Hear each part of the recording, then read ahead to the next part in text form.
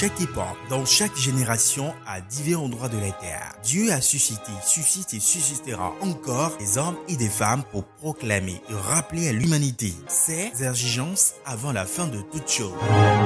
Selon qu'il est écrit dans Luc 1 verset 80, l'enfant croissait et se fortifiait en esprit, et il demeura dans le désert jusqu'au jour où il se présenta devant Israël. Ainsi apparut Jean-Baptiste, connu selon le prophète Isaïe comme la voix de celui qui crie dans le désert.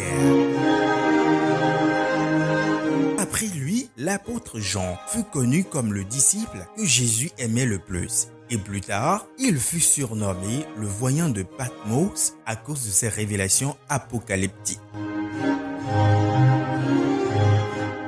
Aujourd'hui, l'Éternel permet à l'humanité d'entendre l'apôtre Jean du Bénin jusqu'aux extrémités de la terre comme la voix de la dernière heure. La voix que tu vas entendre N'est pas la voix d'un animateur des radios et télévisions. La voix que tu vas entendre n'est pas la voix d'un influenceur des réseaux sociaux. La voix que tu vas entendre N'est pas la voix d'un agitateur de foule. La voix que tu vas entendre n'est pas la voix d'un fanatique religieux. La voix que tu vas entendre Et la voix qui te parle de la dernière heure.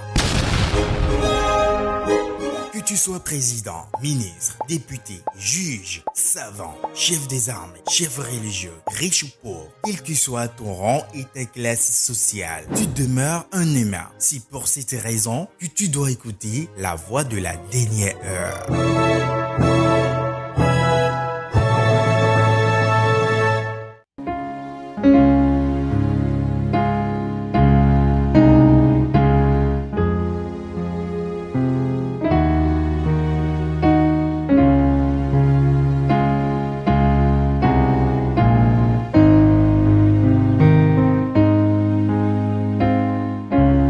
Si vous êtes des personnes bien avisées, vous constaterez que tous les antéchrists que nous avons décelés dans les 3 premières émissions, à savoir les maçonnites, les catholiques, les musulmans, les adeptes des sectes chrétiennes et des sectes mystiques, sont tous dans l'œcuménisme prôné par les papes de l'Église catholique romaine. Si vous êtes membre d'une dénomination chrétienne qui se retrouve dans les mouvements œcuméniques, vous devez savoir que vous et votre dirigeant êtes consciemment ou inconsciemment dans le camp des antéchrists. Et nous savons ce que les antéchrists projettent contre la vraie Église de Jésus-Christ à la fin des temps.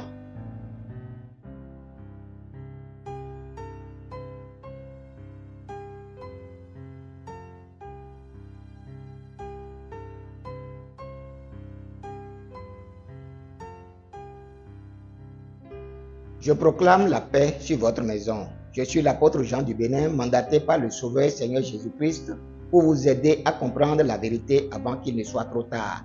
Parce qu'il est écrit dans Osée chapitre 4, le verset 6, « Mon peuple périt faute de connaissance ». Je sors et je parle parce que mon appel selon Ézéchiel chapitre 3, le verset 18 au verset 21 m'oblige à le faire pour ne pas avoir le sang de cette génération sur mes mains. Je sors et je parle pour éclairer ceux et celles qui cherchent réellement le paradis et la vie éternelle et qui sont trompés par les dirigeants religieux. Mais avant toute chose, je proclame selon les recommandations du Seigneur que celui qui voudra écouter, écoute, et que celui qui ne voudra pas, n'écoute pas. 3 émissions sont passées sur les antéchrists et celle-ci est la 4e. Dans les émissions passées, nous avions parlé de Maçon, Mahomet, des papes et différents soi-disant hommes de Dieu qui ont drainé des foules et continuent d'en drainer au nom de Jésus-Christ sans pour autant enseigner l'évangile et la saine doctrine. Et comme l'apôtre Jean nous a dit, quiconque va plus loin et ne demeure pas dans la doctrine de Christ n'a point Dieu. Celui qui demeure dans cette doctrine a le Père et le Fils. Nous sommes arrivés à la conclusion qu'ils sont tous des antéchrists.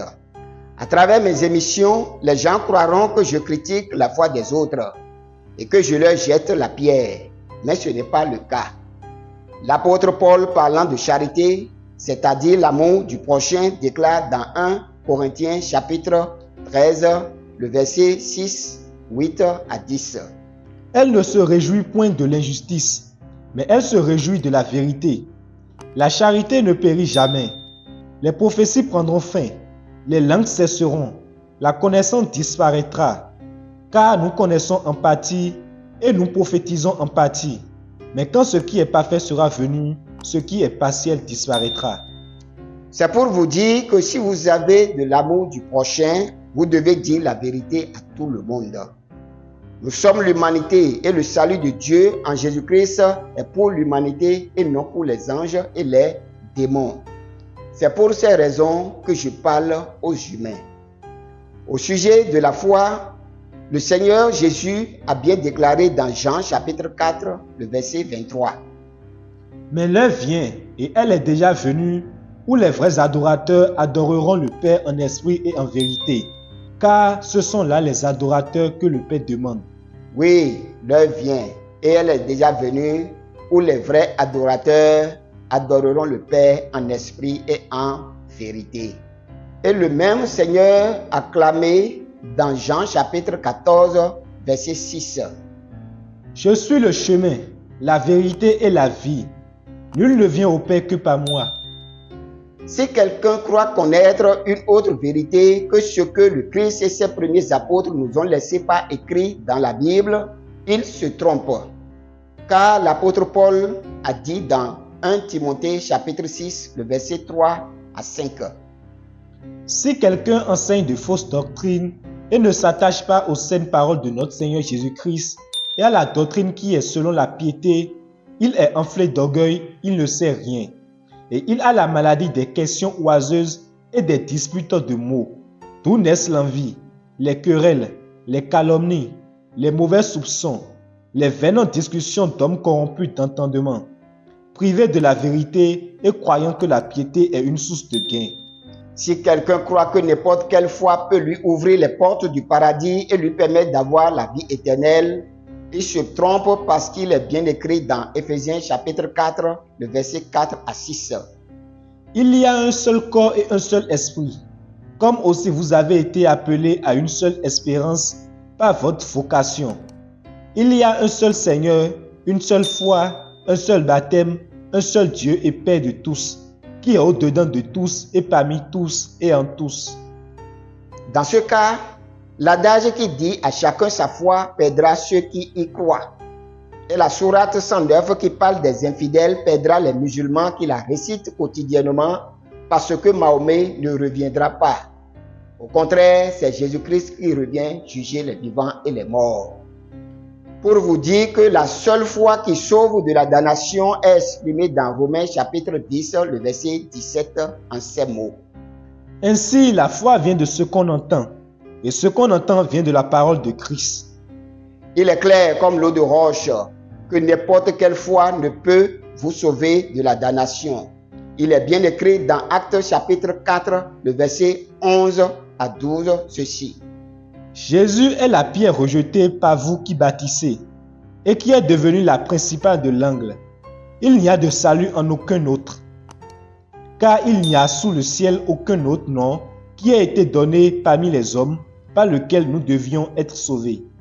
Si vous voulez être sauvé de la damnation, vous devez croire que Jésus-Christ est le Fils de Dieu et obéir à la saine doctrine. Marie, Mahomet, Bouddha, Krishna et les autres maîtres ne font pas partie de l'équation du salut. À l'entame de chaque émission, je n'ai jamais manqué de répéter « Je sors et je parle à ceux qui recherchent réellement le paradis et la vie éternelle et qui sont trompés par les dirigeants religieux. » Pour dire que la vie éternelle que nous recherchons dans l'adoration du Créateur à travers son Fils Jésus n'est l'apanage d'aucune religion. Je dis bien d'aucune religion pour dire qu'aucune religion ne vous mènera au paradis. C'est pourquoi je vous recommande mon livre sur les religions et la fin du monde pour avoir plus d'informations. Dans le paradis, vous ne verrez pas de chrétiens catholiques, ni musulmans, ni chrétiens protestants, anglicans, pentecôtistes et que sais-je encore. Aucune dénomination ne vous mènera dans le paradis. Vous devez être contrarié que j'affirme de telles choses. Et vous aurez raison si je ne vous explique pas le pourquoi. Mais je suis sorti pour éclairer ceux et celles qui recherchent réellement le paradis et la vie éternelle. Telle est ma vocation. Dans cette émission, j'ai le devoir de vous aider à connaître le but final de toutes les religions pour nuancer que la foi en Jésus-Christ n'est pas une religion, mais un concept de vie qui nous garantit le paradis et la vie éternelle. Ce qui m'amène à vous parler de l'œcuménisme dans cette émission. Alors, définissons le mot œcuménisme. Mouvement visant à la réunion de toutes les églises chrétiennes et par extension dialogue entre plusieurs religions. Lisons aussi un extrait du livre Les religions et la fin du monde sur l'œcuménisme à la page 305. L'œcuménisme est un mouvement qui a la vocation de réunir toutes les églises chrétiennes et les autres religions. Ce mouvement a vu le jour sous le pape Jean-Paul II avec plus de 194 chefs religieux. De nos jours, presque toutes les religions se réunissent sous le parrainage du pape. Et nous savons que toutes les religions sont dans l'idolâtrie, c'est-à-dire qu'elles servent Satan. Même si les dénominations évangéliques, pentecôtistes et autres se joignent à ce mouvement, elles rentrent automatiquement sous la bannière de Satan. L'œcuménisme, c'est comme un proverbe qui dit « Tous les chemins mènent à Rome » pour dire « Toutes les religions mènent à Dieu ». L'œcuménisme conduit au Dieu Satan. Mais quant au Créateur, il n'y a qu'un seul chemin, la foi en Jésus-Christ seul. C'est pourquoi Jésus a dit « Je suis le chemin, la vérité et la vie. Nul ne vient au Père que par moi. » Alors que l'œcuménisme est une union dans la diversité, la Bible dit « Il y a un seul Seigneur, une seule foi, un seul baptême, un seul Dieu et Père de tous, qui est au-dessus de tous et parmi tous et en tous. » Pour tous ceux qui lisent bien leur Bible, ils se rendront compte que la foi en Jésus-Christ est exclusive et non inclusive parce qu'il est écrit dans 2 Corinthiens chapitre 6, le verset 14 au verset 18. Ne vous mettez pas avec les infidèles sous un joug étranger. Car quel rapport y a-t-il entre la justice et l'iniquité? Ou qu'il y a-t-il de commun entre la lumière et les ténèbres? Quel accord y a-t-il entre Christ et Bélial? Ou quelle part a le fidèle avec les fidèles? Quel rapport y a-t-il entre le temple de Dieu et les idoles? Car nous sommes le temple du Dieu vivant, comme Dieu l'a dit. J'habiterai et je marcherai au milieu d'eux. Je serai leur Dieu, et ils seront mon peuple. C'est pourquoi, sortez du milieu d'eux, et séparez-vous, dit le Seigneur. Ne touchez pas à ce qui est impur, et je vous accueillerai. Je serai pour vous un père, et vous serez pour moi des fils et des filles, dit le Seigneur Tout-Puissant.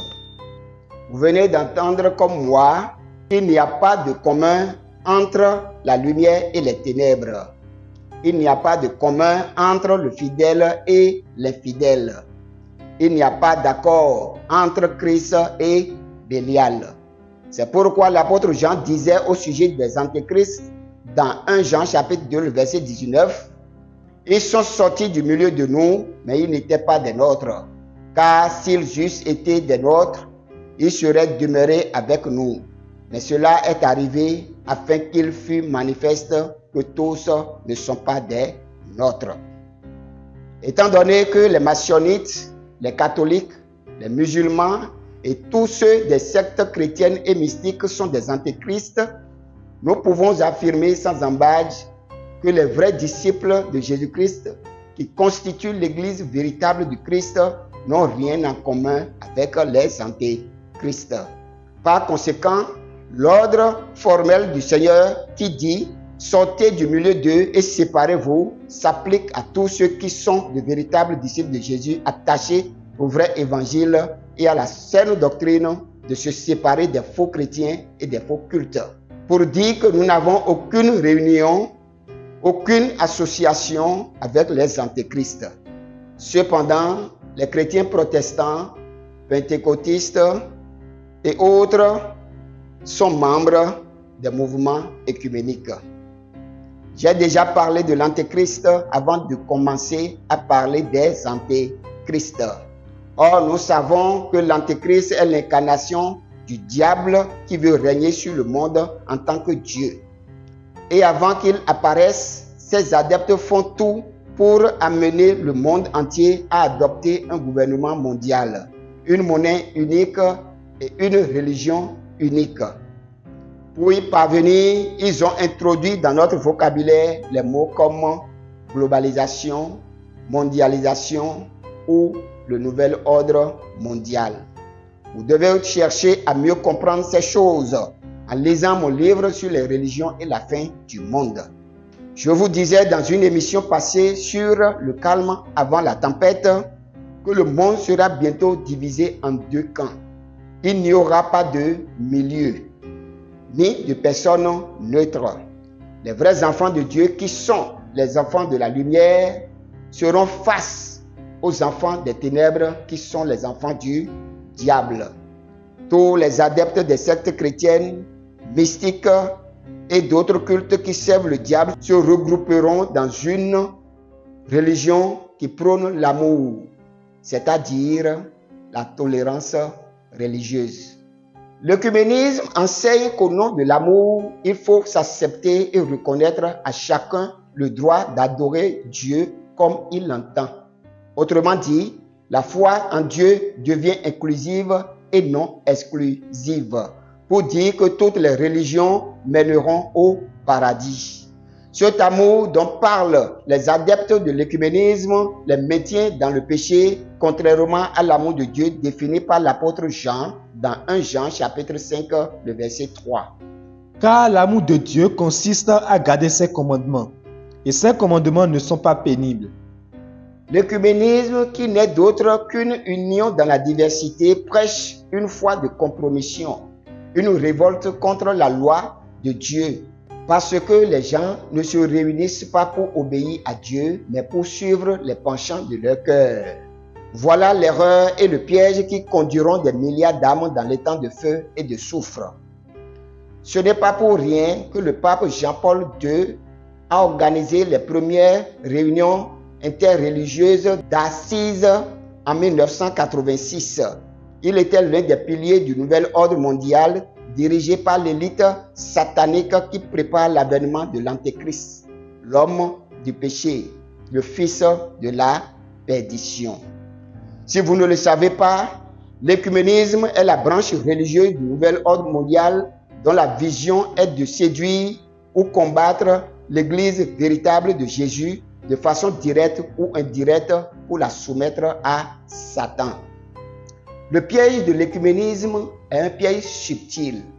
Les églises évangéliques ne l'ont pas vu venir parce qu'on leur a parlé d'amour pour qu'elles baissent leur garde.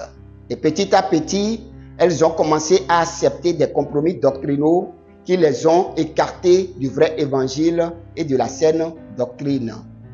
Pour réussir leur cours, les francs-maçons ont créé des écoles de théologie ou des écoles pastorales et mis à disposition des moyens financiers pour accompagner ceux qui se font former pour propager leur doctrine. Pour notre gouverne, je vous informe que les francs-maçons prêchent l'évangile de Matthieu. Il n'est pas interdit de se réunir en association, mais toute association chrétienne qui regroupe des églises de différentes doctrines qui s'écartent du vrai évangile et de la saine doctrine s'inscrit dans l'œcuménisme. Et les injonctions du Seigneur à ce sujet sont sans appel parce qu'il déclare « Sortez du milieu d'eux, séparez-vous ». Si vous êtes des personnes bien avisées, vous constaterez que tous les antéchrists que nous avons décelés dans les 3 premières émissions, à savoir les maçonnites, les catholiques, les musulmans, les adeptes des sectes chrétiennes et des sectes mystiques, sont tous dans l'œcuménisme prôné par les papes de l'Église catholique romaine. Si vous êtes membre d'une dénomination chrétienne qui se retrouve dans les mouvements œcuméniques, Vous devez savoir que vous et votre dirigeant êtes consciemment ou inconsciemment dans le camp des antéchrists. Et nous savons ce que les antéchrists projettent contre la vraie Église de Jésus-Christ à la fin des temps. Martin Luther, le père du protestantisme, s'était séparé du catholicisme romain parce qu'il a démontré à travers ses 95 thèses que la doctrine catholique n'était pas conforme aux Saintes Écritures. Mais est-ce que les catholiques sont revenus au vrai évangile et à la saine doctrine pour que les protestants et les églises évangéliques les rejoignent dans l'écuménisme aujourd'hui?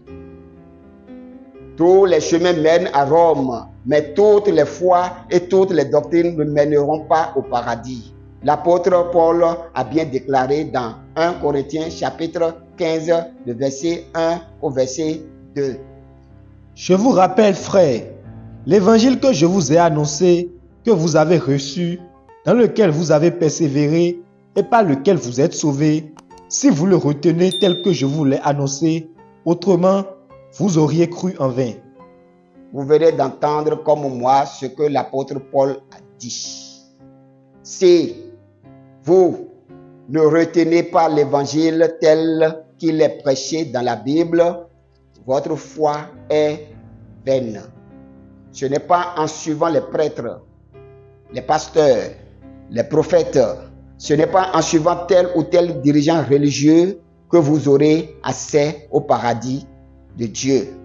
Mais c'est en suivant Jésus-Christ, notre Seigneur et Sauveur, dans le vrai évangile et l'obéissance à la saine doctrine qui est dans nos Bibles. Toutes les doctrines prêchées par-ci et par-là ne peuvent vous amener dans le paradis. Il n'y a pas beaucoup de doctrines dans la Bible. Pour l'Église de Jésus-Christ, il n'y a qu'une seule doctrine, la saine doctrine et le vrai évangile. Voilà le chemin qui mène à la patrie céleste. Pour tous ceux qui m'écoutent en ce moment, vous devez retourner au vrai évangile et à la saine doctrine et éviter de vous laisser séduire par des dirigeants religieux qui ne pensent qu'à leur poche, qui ne pensent qu'à leur gloire, qui ne pensent à leur bien-être et au bien-être de leur famille. Vous ferez mieux de vous départir des mouvements œcuméniques et chercher le vrai évangile et la saine doctrine pour le salut de vos âmes. Il est temps que tous les vrais disciples de Christ qui sont dans les dénominations qui œuvrent pour l'œcuménisme de sortir de cette dénomination avant qu'il ne soit trop tard.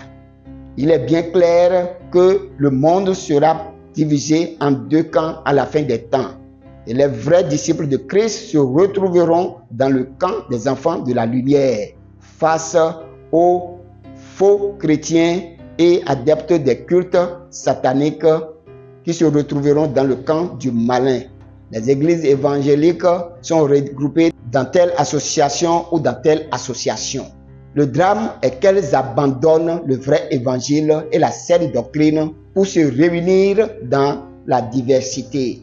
Et cette diversité dont nous parlons comme étant l'œcuménisme est la pierre d'achoppement qui bloquera l'accès au paradis à toutes ces dénominations et leurs adeptes.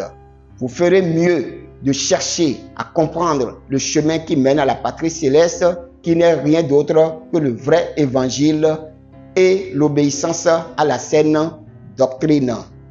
Que celui qui voudra écouter, écoute, que celui qui ne voudra pas, n'écoute pas.